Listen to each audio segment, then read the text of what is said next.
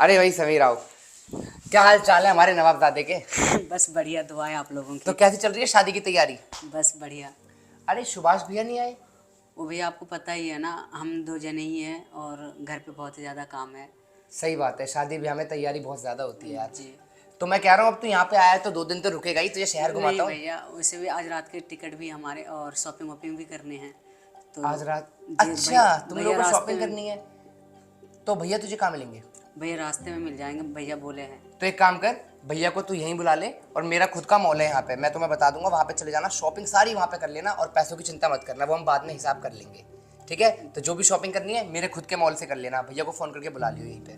जी अभी तो मैं मीटिंग है, मैं लेट हो रहा हूँ, अभी मैं जा रहा हूँ, तुम लोग यहाँ पे रुको, मॉल का एड्रेस मैं तुम्हें भेजता हूँ व्हाट्सएप पे, तुम वहाँ पहुँच जाना। जी ठीक है, shopping करेंगे ना भैया। देख सैम ने गांव से आके देख कितनी तरक्की करी है, कितना बड़ा मॉल बना दिया है। हाँ भैया। कुछ सीखना चाहिए उससे। चला शॉपिंग कराता हूँ तेरी शादी की।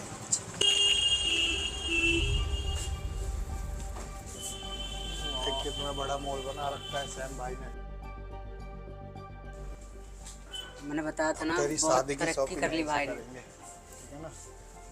तरक्की कर ली। चला देखते तेरे लिए सामान खरीदते हैं। अरे समीर ये क्या रखा है, ये देखिए। ये भैया ये कैचअप है, ठीक है, हमारे शादी में काम आ जाएंगे, ये ले लेते हैं। हाँ एक ये ले लेते ये हैं। ले लेते हैं। और भैया ये भी बहुत बढ़िया है, मतलब जो मतलब हमारे गेस्ट आएंगे ना उनको खिलाएंगे तो वो भी अच्छे ही बोलेंगे, ये भी ले लेते हैं ना। ये- अचार। हाँ जी। भैया ये ले लेते हैं, अगर किसी को अच्छा लगे तो खा लेंगे वो भी। हाँ और क्या, ले ये लेते तो हैं भैया। काम ही आएगा। बहुत बढ़िया भैया, बहुत हाँ। अच्छा लग रहा है ना। ये महंगी तो नहीं पड़ेगी हाँ हमें? नहीं ज़्यादा, बाकी सैम भाई तो है ही। बाकी अपना सैम भाई है।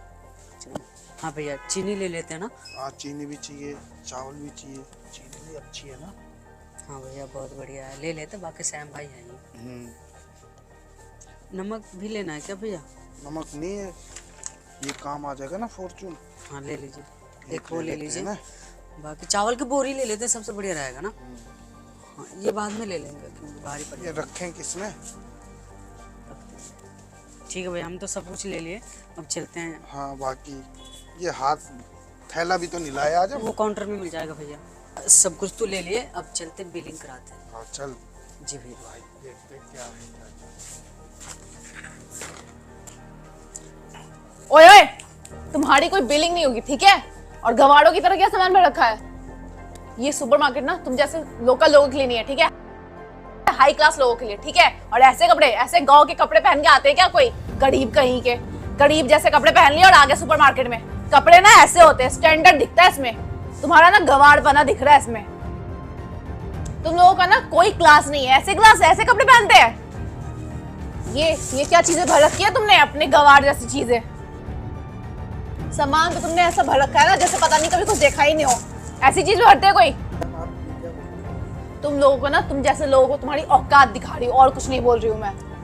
मैडम क्या सब आए हुए ग्राहकों का सब इसी तरह से आप स्वागत करते हैं क्या? स्वागत ना ग्राहकों का होता है, तुम जैसे गरीब फटीचरों का नहीं। अपनी औकात तो देखी होती है आने से पहले। तुम जैसों का पता है औकात क्या होती है तुम्हारी? 100,000 की जो पटरियां होती है ना, उसमें से कपड़े लेना, उसमें से सामान लेना। सुपरमार्केट तुम्हारे लिए नहीं बना है, अपनी औकात के अकॉर्डिंगली जाया करो किसी भी मार्केट में। बेवकूफ गवार, ऐसे कपड़े पहन के कोई आता है क्या? तूने तो हद ही कर दी, ऐसे कपड़े पहन के कोई आता है क्या सुपरमार्केट? और तुम सुनो, निकल जाओ भैया। मैम सब भैया को छोड़ दीजिए प्लीज। छोड़ दो ना, जा। गवार कहीं का, सुन, ये पकड़ पैसे, ठीक है? और निकल जा, शाम की ना ट्रेन होगी, गांव निकल जा अपने गवार कहीं का, निकल जा अब तुम।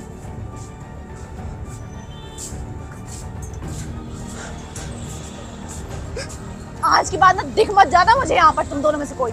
निकल जाओ अभी।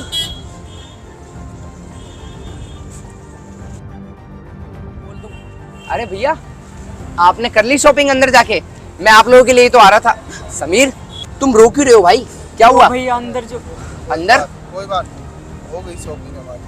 भैया क्या हुआ, आप लोगों का ऐसे मुंह निराशा से भरा हुआ है, क्या बात है, ऐसे निराश निराश लग रहे हो आप लोग? समीर तू रो क्यों रहा है?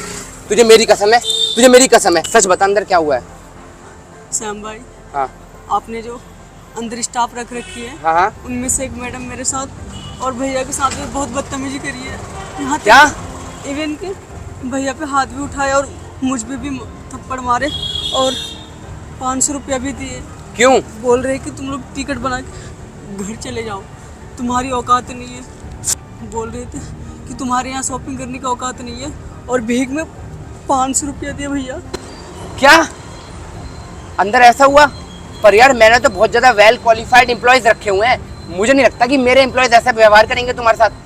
मुझे लग रहा है आप लोगों को कोई गलतफहमी हुई है, क्योंकि वो लोग लोगों को बहुत अच्छे से ट्रीट करते हैं और मुझे नहीं लगता कि उन्होंने ऐसा किया होगा। शायद आपको कोई गलतफहमी हुई है भैया।